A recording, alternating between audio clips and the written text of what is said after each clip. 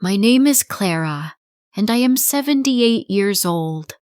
I want to tell you something nobody told me when I was young. I got married when I was 22 years old. Life was very different then. I was taught that a good woman did not ask for much. She took care of others. She stayed quiet. She did what was needed. For most of my life, I believed that being a good woman meant saying yes to everyone. I said yes to my husband, my children, my parents, my friends, and my boss. I thought this was love. I thought this was strength. Now I know I was wrong. I spent almost 60 years trying to be perfect.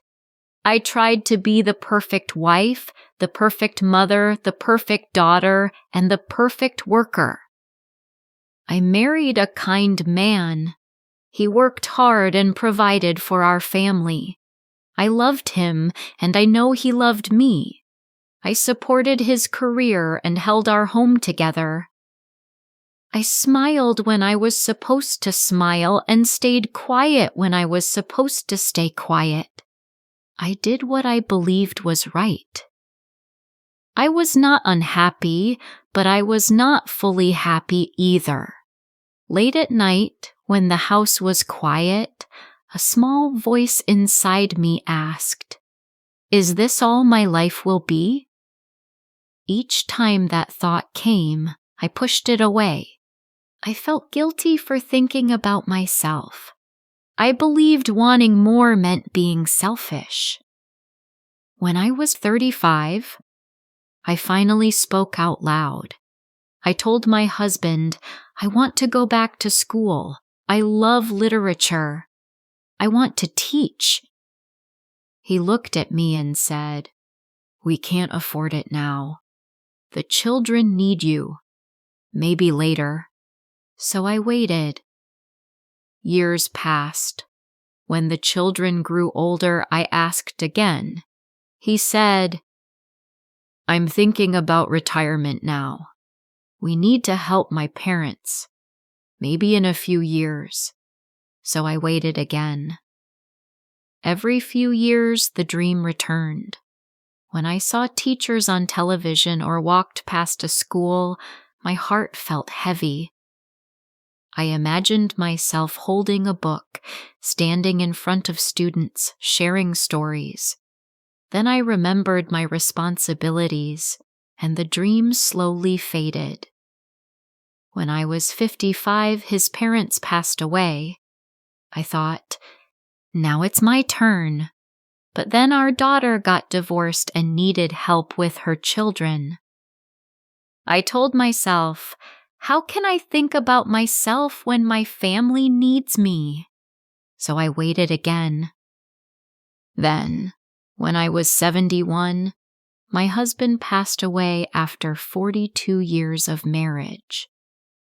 The house became very quiet. There were no footsteps, no questions, no plans. I ate alone and slept alone.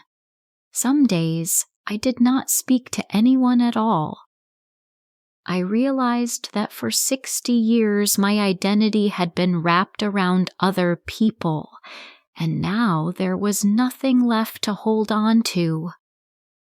I was scared not only because I missed him, but because I did not know who I was without caring for someone else. I had been someone's wife and someone's mother for so long that I had never learned how to be just myself. About a year and a half later, I found a letter my husband had written before we married. In it, he wrote about my intelligence and my curiosity. He said he was excited to see what I would do in life. I sat on the floor holding that letter and cried. I cried because I realized I had slowly buried that young woman and her dreams. I had told myself I was being selfless, when in truth, I had been disappearing. At 72, I made a decision. I said to myself, it is not too late. I was afraid. I wondered what people would think. I wondered if I would fail. I wondered if I was too old. But another voice inside me asked, what if you never try? That voice was stronger. I joined a community college and began studying literature, art history, and philosophy. Young students sat around me with laptops and notebooks. For the first time in decades, I felt alive. I also began traveling. At first, I took small trips to nearby places I had always wanted to see. Later, I traveled farther. I walked slowly. I looked around carefully. I was no longer rushing through life. I was finally living it. The hardest lesson was learning to say no. When my children called and asked for help, sometimes I said, I'm sorry, I already have plans. One day my daughter said, you have changed. I smiled and said, yes, I have. And I needed to. She did not fully understand, but she respected my choice. That was enough. Now, I am 78 years old, and I finally know who I am. I am not only someone's wife or someone's mother. I am a woman who loves books, art, and quiet mornings. I enjoy my own company. I travel when I want and rest when I need to. I say yes when I mean yes, and I say no without guilt. But my heart still hurts. I spent 60 years putting myself last. I spent 60 years waiting for permission that never came. I cannot get those years back.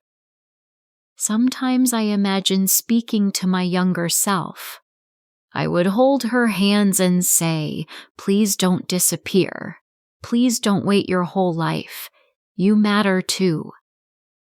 You are not selfish for having dreams. You are not selfish for saying no. You are not selfish for choosing yourself. Life never becomes quiet. There will always be another responsibility, another reason to wait. Please don't make my mistake. Don't wait for permission. Your life is not practice. This is your real life, and it is happening today.